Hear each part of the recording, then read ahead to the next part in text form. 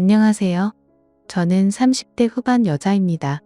살면서 이런 경험을 처음 겪어봐서 많이 당황스럽기도 하지만 이것 또한 인생 경험이라 생각해야겠죠. 예비 신랑과 3년 정도 연애했고 결혼에 대해 진지한 단계로 접어들면서 저희는 양가 부모님께 인사를 드려야만 했어요.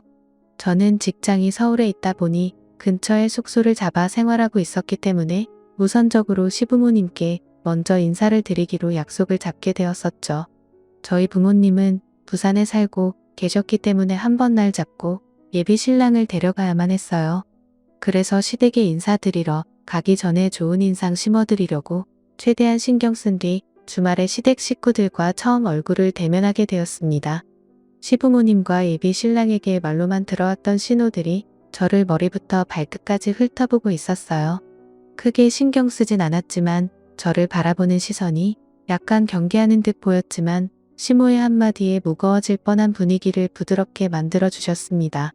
그런데 시모가 저에게 갑자기 미안하다며 제 손을 잡아주시더니 깜빡하고 밥을 안 치지 못했다면서 분위기 좋은 곳에 예약해뒀으니 나가서 외식하길 원하셨어요.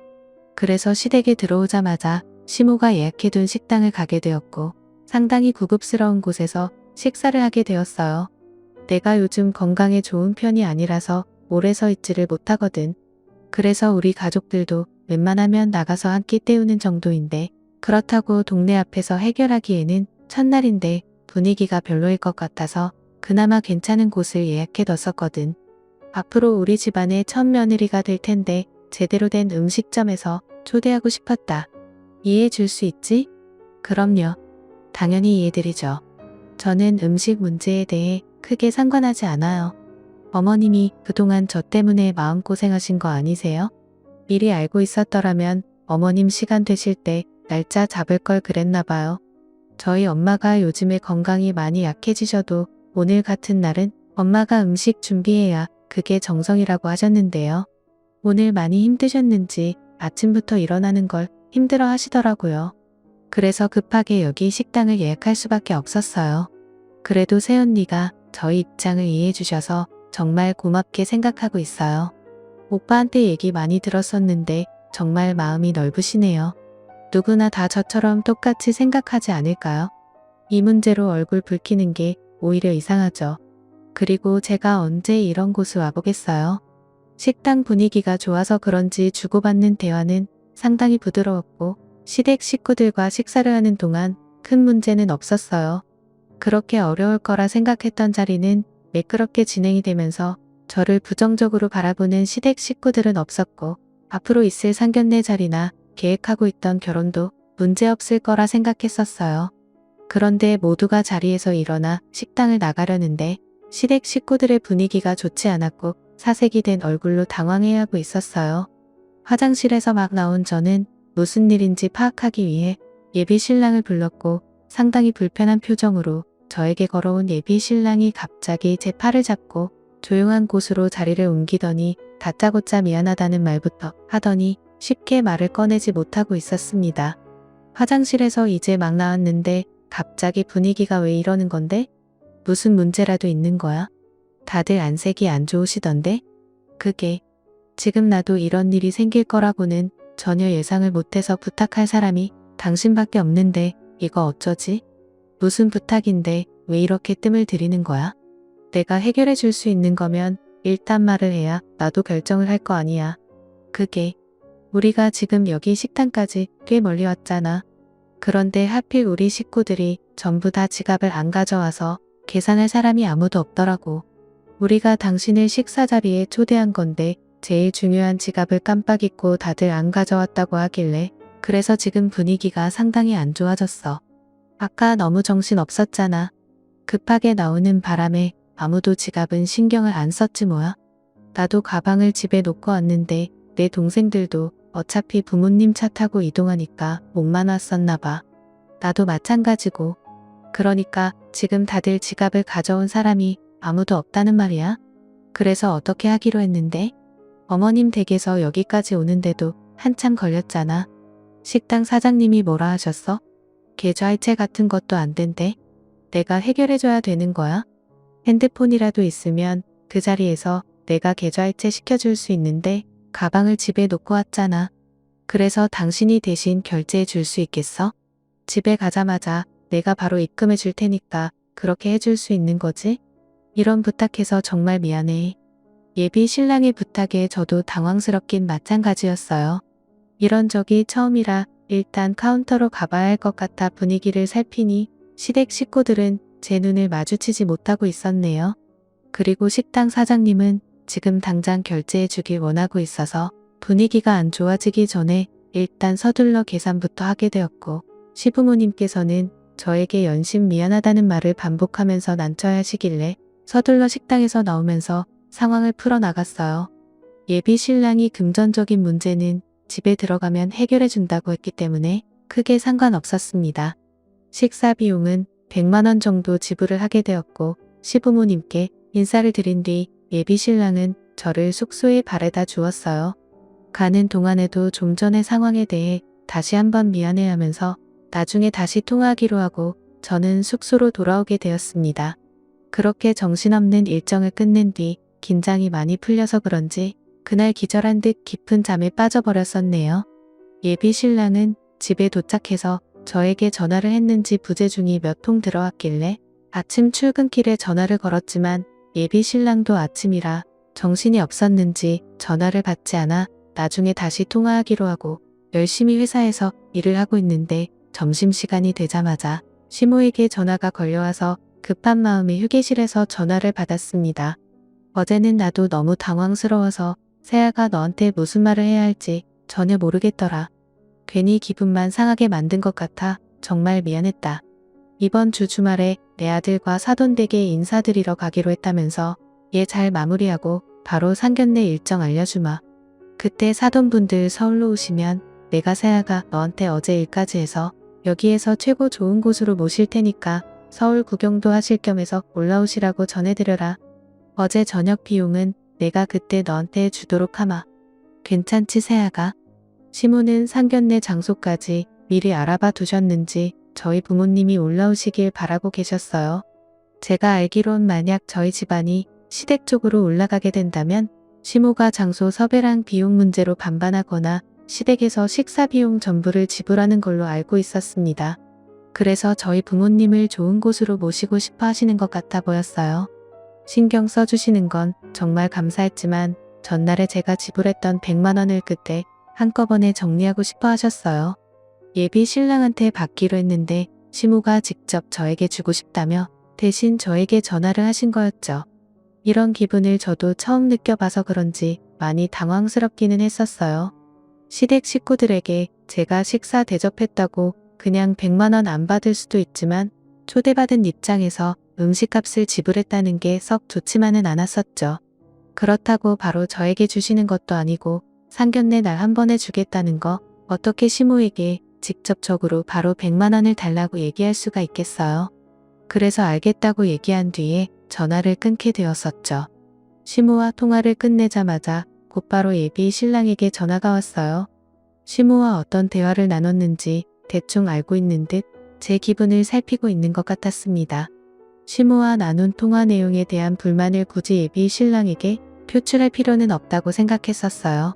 어찌됐든 시모가 상견례 날 100만 원을 주신다고 하셨기 때문에 일단 상황을 지켜보는 게 좋을 것 같았죠. 그렇게 주말이 다가오고 예비 신랑과 함께 부산에 계시는 친정 부모님께 인사를 드리러 가게 되었습니다. 저희 부모님도 예비 신랑이 어떤 사람인지 저에게 어느 정도 들어왔었기 때문에 처음으로 인사드리는 자리에서 별다른 문제는 없었고 저희 부모님께서도 예비 신랑을 좋게 봐주고 계셨어요. 엄마는 예비 사위 온다고 몸도 불편하시면서 많은 음식들을 준비해 주셨고 좋은 분위기로 식사 자리를 만들어 갈 수 있었어요. 부모님께 정말 감사했고 자연스럽게 상견례 일정 얘기가 나왔습니다. 부모님은 서울로 올라오시는 걸 긍정적으로 생각하셨고 그렇게 부모님과 잠깐의 시간을 보낸 뒤 저희는 다시 서울로 올라오게 되었네요. 아무 문제 없이 매끄럽게 진행이 되고 있어서 크게 결혼은 문제 없이 진행이 될 것 같아 걱정하지 않고 본업에 집중하면서 시간을 보내다 보니 어느새 상견례 날이 다가오게 되었죠. 시모가 직접 알려주신 주소로 저희 부모님과 함께 상견례 장소에 도착하게 되었고 시댁 식구들은 미리 자리에 참석해 있었습니다. 부산에서 오신 저희 부모님을 보고 시부모님은 고생 많으셨다며 자리에서 일어나 인사를 건네셨고 그렇게 양가 집안 분위기는 상당히 화기애애하게 이어지고 있었습니다. 그렇게 서로 좋은 말들이 오고 가면서 문제없이 진행이 되고 있던 도중 예비 신랑이 잠시 화장실에 다녀온다며 자리에서 일어났고 신우들도 잠시 자리를 비우길래 저도 워낙 긴장을 많이 해서 그런지 화장실에 미리 다녀오는 게 좋을 것 같아 양가 부모님께 양해를 구하고 급하게 자리에서 일어나게 되었네요. 그렇게 볼일을 마치고 다시 자리로 들어가려는데 예비 신랑과 신우들이 자리로 돌아가지 않고 밖에서 대화를 주고받고 있는데 표정이 별로 좋아 보이지 않아 무슨 일인가 싶어 가까이 다가가 상황을 살펴보고 있던 도중 신우의 목소리가 제 귀에 들려왔고 충격적인 말들을 듣고 말았습니다.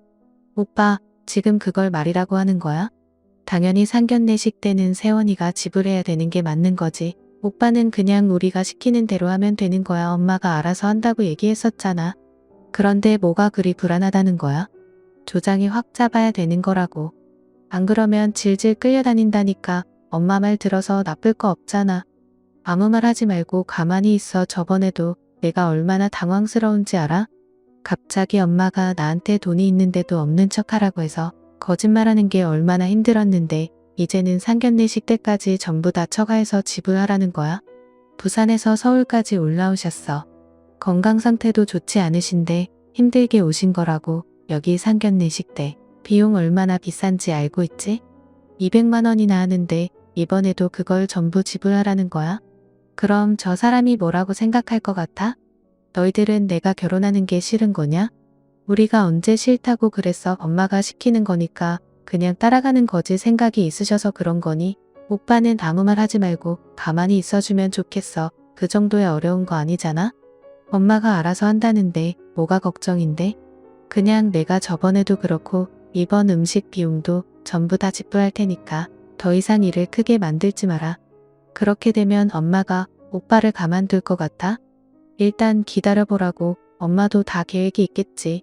괜히 섣부르게 문제를 키우지 않았으면 해내. 말 무슨 뜻인지 알지? 오빠 지금 표정 너무 안 좋아. 화장실에 가서 숨 좀 돌리고 다시 들어와. 시댁 식구들은 제가 인사를 드리러 갔을 때 외식 비용을 일부러 지불하지 않으려고 연기를 펼치고 있던 거였어요.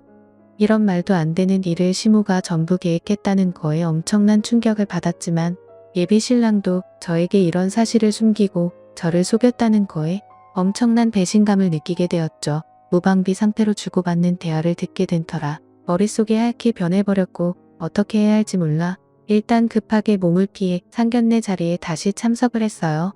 저희 부모님은 아무것도 모르시곤 시부모님과 즐거운 분위기를 이끌어가고 있는데 제 얼굴을 보던 시모가 입에 침이 마를 새도 없이 칭찬을 쏟아내셨고 최고의 며느리감을 주셔서 정말 감사하다며 이중적인 가면을 숨기고 계셨네요. 뒤이어 신부들과 예비 신랑이 자리로 돌아와 저를 살갑게 대하며 이런저런 질문을 하는데 솔직히 신부들이 저를 보며 웃으면서 건네는 말들이 전부 귀에 들어오지 않았어요. 이미 사악한 모습을 봐버렸기 때문에 더 이상 상견례를 할 필요가 없어 모두가 모인 자리에서 시모에게 한마디 하려는데 예비 신랑이 표정 관리가 되지 않는 저를 바라보면서 해맑게 웃어 보이더니 제 앞에 반찬을 올려주며 비싼 음식점이라며 많이 먹으라고 챙겨주고 있었네요. 그걸 또 시모가 봤는지 놓치지 않고 서로 벌써 부부처럼 금실이 좋다며 앞으로의 결혼 생활이 기대된다고 가식적인 모습을 보여주고 계셨어요. 그런데 시모가 잠시 화장실 좀 다녀오겠다고 자리를 일어나시길래 저도 자연스럽게 시모를 뒤따르며 대화를 이어나갔습니다. 세아가 너도 화장실 가려고? 좀 전에도 다녀오지 않았니? 이 자리가 쉬운 건 아니라서 긴장이 많이 되긴 할 거다. 그러고 보니 내가 너한테 아직 해결 못 본 게 있지? 저번에 우리 식구랑 함께 밥 먹었을 때 100만 원 정도 나왔었잖아. 그래서 이번에 주기로 했었는데 내가 글쎄 깜빡하고 현금을 안 찾아왔지 뭐야. 직접 주고 싶은데 나이를 먹다 보니 계속 깜빡하는 버릇이 생겨버렸네. 그래서 말인데 조만간 결혼식 잡을 거잖아. 그때 축의금에서 미리 정산해 주도록 하마. 그렇게 해도 괜찮지? 그래서 말인데 혹시 이번 상견례 식사 비용 좀 대신 지불해 줄 수 있겠니? 원래 시애미가 지불하기로 했었잖아. 그런데 이왕 이렇게 된 거 결혼식 날 한꺼번에 정산해주고 싶은데 시애미 말대로 해줄 수 있지? 굳이 그렇게 안 하셔도 될 것 같아요. 저번에 제가 지불했던 식사 비용은 저 사람한테 직접적으로 받는 게 훨씬 빠를 것 같아요. 그리고 오늘 상견례 비용은 당연히 어머님이 지불하셔야죠. 돈 문제는 워낙 서로가 예민해질 수 있는 문제이기 때문에 가족일수록 더욱더 철저하게 지켜야 서로 얼굴 붉힐 필요가 없는 거예요. 그리고 어머님이 지금 돈이 없으시면 저 사람한테 빌리면 되는 거잖아요. 왜 굳이 저한테 그런 걸 부탁하시는 거죠? 어떤 걸 보고 싶으시길래 그러시는 거예요? 그래서 지금 싫다는 거야? 시애미가 말하면 토들지 말고 들어야 하는 거 아니니? 기분 좋은 날 서로 얼굴 붉히고 싶은 건 아니지? 좋은 말 할 때 오늘 상견례 비용은 세아가 내가 지불하도록 해라. 그렇지 않으면 이 결혼은 없던 일로 하는 게 좋을 것 같다. 꼴랑 식사 비용 200만 원밖에 안 되는 걸 가지고 지금 시애미 앞에서 돈을 아끼려는 거니?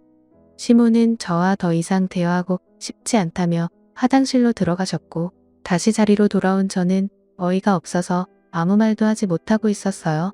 예비신랑은 돌아온 저를 바라보면서 얼굴 표정을 살피고 있었고 제가 화가 잔뜩 난 얼굴로 예비신랑을 노려보고 있자 급하게 제 손을 잡더니 저를 밖으로 끌고 나왔어요. 대충 짐작은 하고 있었지만 역시나 저에게 모든 걸 솔직하게 털어놓고 있었습니다. 그래서 저는 예비신랑에게 전부 다 알고 있었다며 실망스러운 눈빛으로 노려보면서 앞으로 어떻게 할 거냐고 신경질적으로 화를 내고 말았어요. 예비신랑은 미안하다면서 고개를 떨구고 말았습니다. 우리가 결혼 전부터 이런 식으로 서로를 신뢰하지 못하고 미끄러졌는데 결혼이 무슨 의미가 있겠어? 좀 전에 어머님이랑 대화를 했는데 뭐라고 하셨는지 알아? 나보고 상견례 비용까지 전부 다 지불하라고 화를 내시더라. 이 결혼 내가 원해서 하는 거야? 내가 인사드리러 갔는데 식사 비용을 지불하는 사람이 어디 있냐고 거짓말하기 전까지는 이해하고 있었어. 오늘 주신다고 하셨으니까. 그런데 이제는 결혼식 날 축의금으로 주시겠대. 그 말이 무슨 뜻이겠냐고. 돈을 아예 주지 않으시겠다는 거잖아. 저런 식으로 나오시는데 내가 이 결혼해야 할까? 당신도 나한테 거짓말로 속였잖아. 내가 정말 미안해. 나도 엄마가 시키는 일이라 어쩔 수 없었는데 일이 이렇게까지 커지게 될 줄은 전혀 몰랐었어. 이번 한 번만 넘어가면 안 될까? 앞으로 내가 정말 잘할게. 이 문제로 우리 사이가 멀어지면 안 된다고 해결하면 되는 거잖아. 당장 해결한다고 해서 그 다음은 안 그러실 것 같아? 이런 식으로 계속해서 나를 속이려 들 테고 내 지갑에 있는 돈을 뺏으려고 계획하시겠지. 벌써부터 이렇게 나오시면 두 번, 세 번은 원래 더 쉬워지는 거야. 우리 그냥 여기까지 하는 게 좋겠어. 예비신랑은 저에게 그 자리에서 무릎을 꿇었어요. 절대 헤어질 수 없다며 애원했지만 이제 저는 마음을 돌려버린 상태여서 저희 둘은 아무것도 해결하지 못한 채 다시 자리로 돌아왔고 어느 정도 상황이 끝난지라 양가 부모님 인사를 끝으로 모두 자리에서 일어났는데 시모가 저희 부모님 몰래 뒤에서 상견례 식사 비용 계산서를 건네주셨어요. 받지 않으려 했지만 계속 계산서로 옆구리를 툭툭 치시길래 어쩔 수 없이 계산서를 건네받은 뒤에 부모님이 안 보실 때 카드로 결제를 하게 되었습니다. 진지하게 이럴 건데 뭐하러 안 좋은 말까지 듣게 만들어. 너도 그렇고 나도 기분만 안 좋아졌잖니? 오늘 하루 애썼다. 어머님도 고생 많으셨어요. 아버님도 살펴 들어가세요. 그리고 당신은 이거 가져가. 영수증도 챙겨갈 거지? 지금 뭐 하는 거니? 왜 카드를 내 아들한테 건네주는 거야? 옷이라도 한 벌 사라고 건네준 거니? 이제야 눈치 좀 생겼구나. 엄마 이 카드 제 거예요. 엄마 때문에 파혼하자는 말까지 나왔다고요. 저 사람 처음 인사 왔을 때 식사 비용 제가 이자까지 줘서 계좌로 이체시켜줬어요. 그리고 장인 장모님께서 가까운 것도 아니고 부산에서 서울까지 오셨는데 상견례 식대 200만 원을 왜 저 사람이 지불해야 되는 건데요? 엄마의 행동이 저도 납득이 안 가서 제 카드 건네줬어요. 뭐라고? 그럼 지금 상견례 식사 비용 200만 원을 너 카드로 결제를 했다는 거야? 왜 엄마랑 한마디 상의도 없이 혼자 판단하고 결정하는 건데? 당장 취소하고 세아가한테 카드 바꿔라. 안 그럼 내가 가만두지 않을 거야. 알겠어? 제가 왜 저 사람 카드를 받아요? 저희 파혼했어요. 이제 남남이라고요. 이런 식으로 결혼하는데 무슨 의미가 있다고 그래요? 각자 맞는 사람들끼리 만나서 결혼하는 게 모두의 정신 건강에 좋을 것 같아요. 어머님 식사 맛있게 잘했어요. 확실히 비싼 곳은 달라도 너무 다르네요. 저희 부모님께서도 너무 만족하셨어요. 시모는 제 말이 끝나자마자 당장 제 카드로 결제하라면서 알려두셨고 들고 있던 가방을 갑자기 뺏으시더니 가방 속에 있던 지금의 제가 가방 속에 있던 지갑을 꺼내셨습니다. 그리고 지갑 안에 있던 카드를 전부 다 꺼내더니 예비신랑 카드로 결제한 걸 취소하고 제 카드로 결제하려는 순간 지갑에서 통방명함 하나가 떨어졌고 그걸 주워서 살펴본 시모는 사색이 된 얼굴로 혼비백산하고 말았습니다.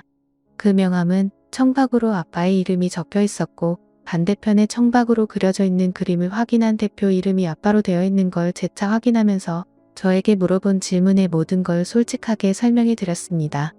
아빠는 부산에서 요트 사업을 하고 계세요. 그래서 명함에 요트 그림이 그려져 있었는데 이런 상황을 예비신랑도 알지 못했었어요. 부모님께서 결혼식이 끝날 때까지 아빠가 무슨 일을 하고 계신지 알리고 싶어 하지 않으셨기 때문에 그동안 아무 말 없이 조용히 상황을 지켜보고 있었습니다. 그런데 시모가 저를 금전적으로 이용하려 드는 모습을 아시게 된 부모님께서 화가 머리끝까지 올라오셨고 시모는 아빠가 요트 사업을 하고 계신다는 걸 알게 되면서부터 갑자기 태도가 바뀌기 시작했어요. 저에게 했던 행동들에 대해 그 자리에서 용서를 구하시더니 앞으로 이런 일은 절대 없을 거라며 잠깐의 실수를 넘어가 달라고 의연하셨습니다. 하지만 아빠는 시모의 말을 들으려 하지 않으셨고 저희는 파혼을 선택하게 되었네요.